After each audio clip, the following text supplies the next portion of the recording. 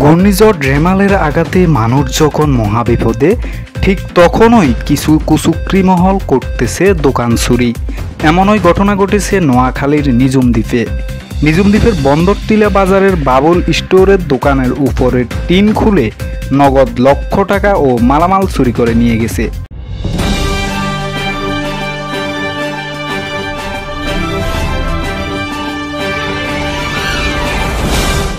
ঘূর্ণিঝড় রেমালের মহাবিপদে নিজুম দ্বীপের মানুষ। ঠিক এ সময়ে ঘটে দোকান চুরির ঘটনা। এ যেন গড় ফোড়ার মধ্যে আলু ফোড়া।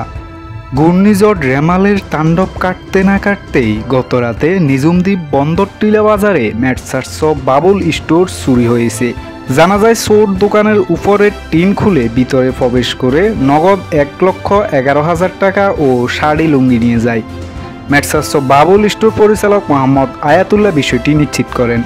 চুরি হওয়া দোকান পরিদর্শন করেন নিজুম দ্বীপ ইউনিয়নের চেয়ারম্যান দিনাজউদ্দিন সহ নিজুম দ্বীপের তদন্ত কেন্দ্রের পুলিশ ইনচার্জ।